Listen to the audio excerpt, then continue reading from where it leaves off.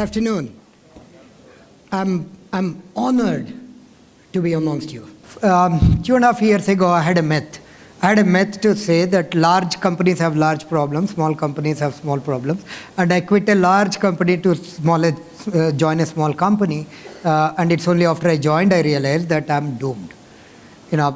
One thing, if at all, I have failed miserably in the company I work for, it is to identify and hire talent. And the talent seemed to be scarce across. It was always spoken about 20 years ago, 15 years ago, 10 years ago, now, and we will continue to talk this. There is something very interesting which is coming before I move to Nagan and ask him to comment on this. I was reading some reported data, and it says by 2020, $1.3 trillion would be the market size of freelancers. So probably that employee what we had is probably evaporating. I don't know. So Nagan, what are your thoughts on the talent part of it? We continue to have a scarcity. This has become a mirage. I keep running after talent and I never seem to catch. So now, and the freelancer market is evolving. What are your thoughts on talent scarcity piece of it? Thank you, Mohan. Let me make a statement. This is a country of 1.2 billion, and I'm restricting myself to engineering talent in the country. There are about 8 lakh people take admissions every year, 6 lakh people graduate, only 17% get to acquire employable skills. So for that 17%, the top companies grapple and then fight it out on the open to hire this talent. That's number one. What happens to the remaining talent? We live in an era of talent abundance, but we have the talent, but talented are very few to find. And that is the number one issue. So that is on the entry-level talent side. The other side is, there are people who have gained experience. Companies are looking for today tech leads, module leads, architects. But trust me, some of these guys, these skills are not taught in the college. And they have to be acquired over a period of experience in industries. So this is the layer which is most scarce available in the market today, and you will not find them anywhere. And the same what happens today. Yesterday evening, before I step out of office, my talent acquisition manager comes to me with 3 papers. Guys with 6 years of experience, with extremely good niche skills, they are sitting with 5 offers, and they are exploring global edge. Okay? The offers vary from current salary is 6 lakhs. He has an offer of 18 lakhs, which is the 5th offer. And he is asking, what is that global edge can offer? So we are living in really scarce era. Okay, that's on the full-time employment. But what Mohan touched upon is the freelance era. Actually, there is a huge market. It may not be very, very prevalent in India today. Do you engage them? Do you engage freelancers? Unfortunately, no. Because the kind of customers that we work with are customers who work on future technology. They don't want to work on any contract staff. And hence we don't. But there's a huge market out there. There is a perception issue in the country. We must embrace freelancers because these people have got tired of the corporate job. They have enough and more knowledge, skills and abilities and competence, but they want to lead their life their way.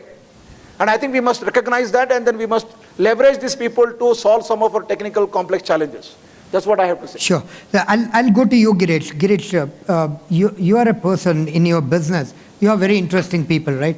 He has high-end, I don't know, all of you use Swiggy, right? It's one of the best on UX. So he hires high-end UX guys. He also hires people who deliver it at home.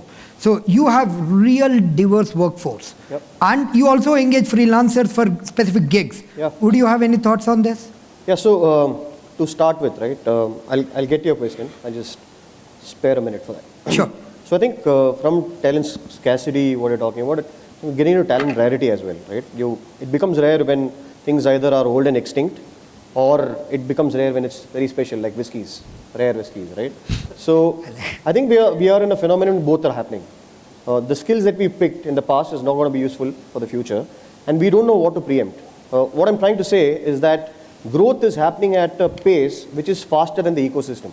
Imagine a guy is born and becomes 12 years of age in a month, right? Then you don't have school, you don't have the ecosystem, support system. That's exactly what's happening. Like, let me ask some questions, right? How many of us thought that there'll be a job called SEO 10 years back? I still don't know what it is. Search engine Not 10 years optimization. ago. I'm sure you know. Or a cloud server specialist. Android app developer. It sounds alien, right? But these are real jobs. As in, we didn't know that this would exist maybe 10 years back. And digital marketing expert, Yeah. right? What I'm trying to say is, this is not happening at entry level only, right? Even if you look at CX level, CXO's level, how many of us thought there'll be a chief belief officer 10 years back? Chief experience officer. Have you heard of chief experience officer? It's happened. Is it because we are not finding jobs, we are creating this which we can apply for? What are we trying to do? I think that'll be a great situation to be in. But unfortunately, I think it's because we aren't able to really preempt what's required. No, but you know, we HR guys are very intelligent. We Yeah. create things. We do. I think we are intelligent to build the jargons. But the support system which is required to make the jargon alive, I think that's what I'm talking about. So the idea is that we should be real in the market, and if we are to be real, we need to preempt what's going to happen, right? So we need to know 5 years down the line what's the skill required, Sure. because we're still training people for the skill which was required 10 years back. And then we're talking about body shopping and people not getting jobs, whereas the skills have already changed. Right? Do you use freelancers? Yes, I'm coming to the point now. Like you rightly said, right, I'm just tying that. The future CFO needn't be a chief financial officer. It can be a chief freelance officer, right? Perfect. Why? Because 40% of the jobs is going to be gig economy, according to the statistics. You believe that we shared, right? Yeah, and I think so. Just to start with, we use designers in Swiggy. The fantastic design that you see, we have freelancers for that. Excellent. Right? We have freelancers engineering us. Of course, the bikers are freelancers, right? So we are looking at a model where we can get maximum out of people, because the freelance model maybe 10 years back was for mundane, repetitive jobs, but now the freelance model is super temps, right? People who've had experience of, maybe running financial shops, legal expertise, IP experts. These are the ones who want to be in the freelance gig, working out of anywhere. Super. Right? So why shouldn't we? Excellent. So it looks like a round robin, so I'll come to Deb and go back to this. Before that, I have a small anecdote. I was telling somebody at Wipro, my friends, that I was invited by a lawyer friend of mine to talk to a couple. I'm not a strong propounder of institution of marriage, but whatever be the reason, that he had a couple who wanted to part. And he said, Mohan, you guys have messed up, whatever words he used, you corporates have messed it up, and please come and talk to them. Corporate life teaches us to peel the onion, so as I went deeper to figure out what was wrong, two boys married two of their girlfriends from the same batch, right? And one became a machine learning guy and another became a Java developer.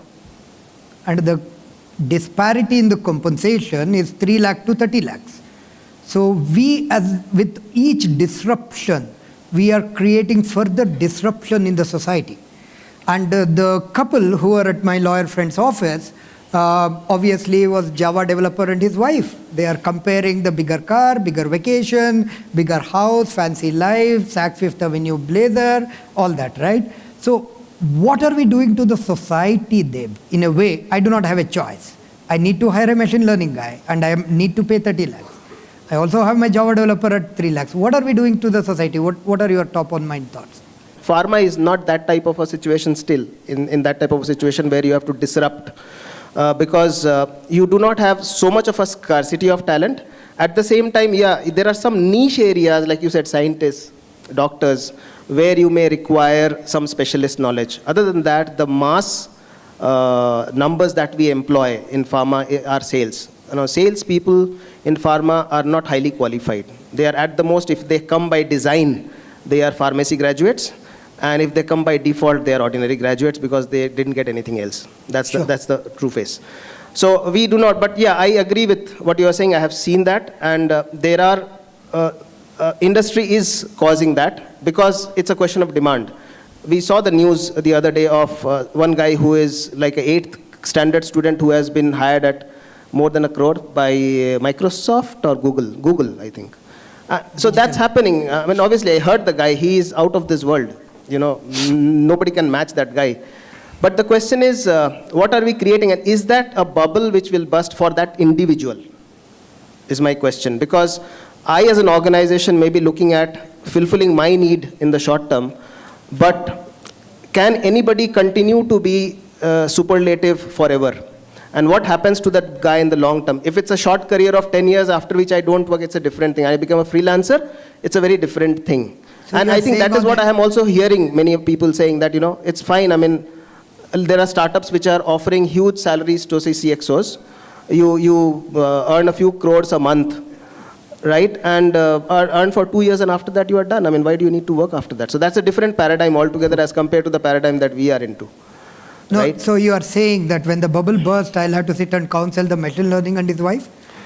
Somebody has to do, because it will bring in emotional issues. Sure. These are emotional aspects at the end of the day, which I have to figure out, because today if I am overtaking somebody else will overtake me tomorrow. Am I ready to live with it? Absolutely.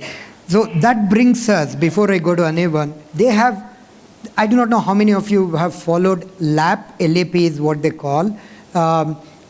One of the things, apart from the talent at the bottom layer, we struggle big time across industries, is the leadership.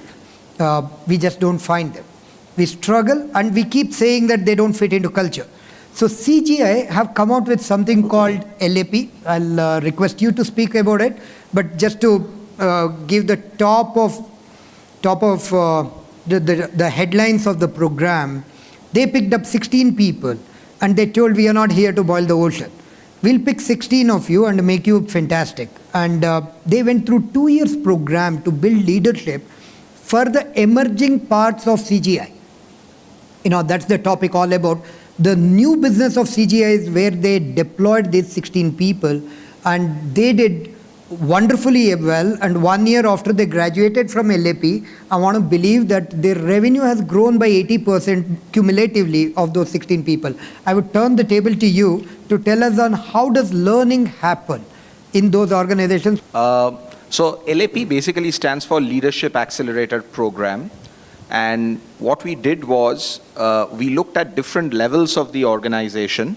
What we essentially did was, we took these extremely bright, smart, energetic, highly talented, creative, and high on execution people, and we gave them a certain set of essentially assignments with enablements in terms of coaching, in terms of mentorship, in terms of certain, knowledge gaps that they may have had, so plugging training into it, on let's say financial statements, P&L and things like that. And we put them into assignments. Now some assignments could be almost at the level of a CSR. And we said that, for underprivileged kids working in a school, we would actually make their school equivalent to some of the best international schools that are there in Bangalore. And we actually started doing it by, of all things, organizing a football tournament for them. And that became a catalyst. So the whole act of organizing this football tournament and linking it up to character building for these students, and then, helping that school start lifting its whole syllabus and pedagogy and teaching standards and all of that, going into every single aspect from nutrition to so on, uniforms, etc.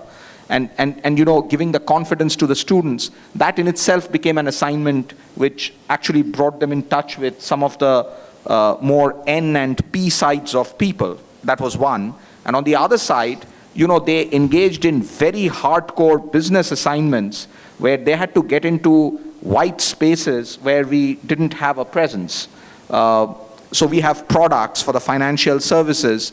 And one of the things that we got into was robotic advisors for wealth management. So the same wealth management guy who comes and tells us mutual fund, you invest in this, that, this is your portfolio.